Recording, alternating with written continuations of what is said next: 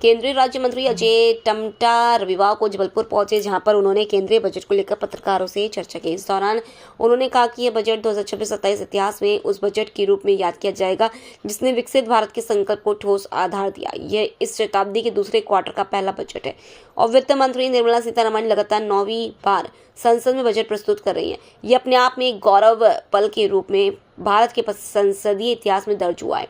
इसके साथ ही उन्होंने कहा कि केंद्रीय बजट 2026 हर नागरिक के सपनों, आकांक्षाओं और भविष्य की मजबूत नींव रखने वाला बजट है। ये बजट गरीब, किसान, युवा, महिला, मध्यम वर्ग और उद्यमी सशक्तिकरण की स्पष्ट दिशा दिखाता है। यह बजट युवाओं के सपनों को उड़ान देने वाला है, किसानों के विश्वास को मजबूत करने वाला है, महिलाओं को आत्मनिर्भर बनाने की दिशा में निर्णायक है, जिसमें मध्यम व गरीब वर्ग को सशक्त करने की सोच को आगे बढ़ाता है। इधर बीजेपी कार्यालय में हुई पत्रकार वार्ता में मध्य प्रदेश के लोक निर्माण मंत्री राकेश सिंह भी मौजूद रहे। आपने जबलपुर की बात कही है तो मैं इतना कह सकता हूं कि ये बजट जो अपने आप में है ये ऐतिहासिक बजट है और ये बजट देश के युवा, महिला शक्ति और आने वाले 2047 के विजन को स्वरूप मानते हुए बजट का प्रोविजन किया है। और ये बजट अपने आप में दुनिया की जो शक्ति के रूप में हम आगे लगातार बढ़ रहे हैं, चाहे आर्थिक शक्ति के रूप में हो, चाहे देश के गौरव के बनाने के साथ साथ आप दुनिया के अंदर हमारी भारत का जो गौरव बढ़ा है, जो मांग बढ़ी है, जो लोग बढ़े हैं और वो देश के प्रधानमंत्री नरेंद्र भाई मोदी जी के कारण से आज देश दुनिया में भारत का गौरव के साथ साथ भारत के डेवलपमेंट में भी हम आगे बढ़ रहे हैं। इसलिए मैं कह सकता हूँ कि आने वाले 2047 के विकसित भारत की संकल्पना को पूरे करने वाला बजट है। यहाँ के युवाओं की जो हमारी युवा शक्ति है वो दुनिया के अंदर सर्वोच्च शक्ति के रूप में है। हमारे जो इंफ्रास्ट्रक्चर है, जो हमारे स्टार्टअप हैं, जो हमारे सामर्थ्यवान युवा हैं, जो आत्मनिर्भर भारत की तरफ को हमको ले जा रहे हैं, उस पर केंद्रित ये बजट है। आपके मंत्रालय को कितना हिस्सा मिला है?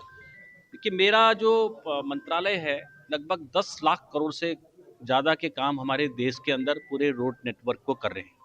हमने जब 2014 में हमारे पास तब NH 94,000 था। आज पूरे देश भर के अंदर 1.5 लाख किलोमीटर का हमारा नेशनल हाईवे रोड नेटवर्क है। और जो आगे आने वाली जो DPR है, चूँकि वर्तमान में भी हमारा जो बजट इंक्रीज किया है वो 10% इंक्रीज किया है। बाकी के हमारे काम लगातार चलते हैं, क्योंकि रोड का काम जब चलता है तो वो 3 साल 4 साल के लिए चलता ही चलता है।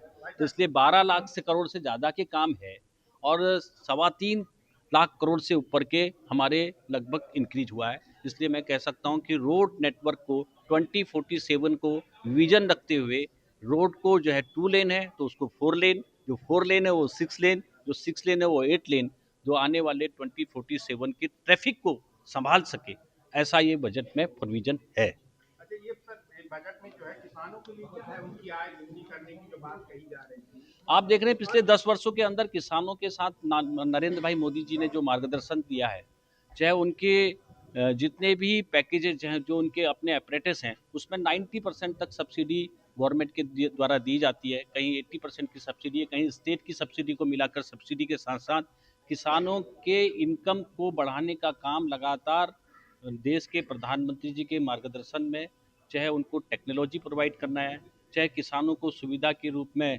6,000 रुपये का वार्षिक सहयोग राशि है जिससे कि वो अपना सहयोग कर सके, उसको एक अच्छा मूल्यवर्धन बाजार मिल सके। आज हम जो है टेक्नोलॉजी का भी इस्तेमाल करके, अभी हमने कहा भी है कि इस बार जो AI के माध्यम से उसको उसकी क्षेत्रीय भाषाओं के माध्यम से किसानों को गुणकारी फसल कैसे करें और इनकम को कैसे डबल करें, ये वाले एडवांस सिस्टम को भी लिंक किया है जिससे वो अपनी स्थानीय भाषाओं के माध्यम से अपने किसान की उपज को बढ़ा सके। बाकी सारी सब्सिडियों के माध्यम से भी उसको हर तरह से किसान को प्रमोशन करने का काम केंद्र सरकार के द्वारा किया जा रहा है।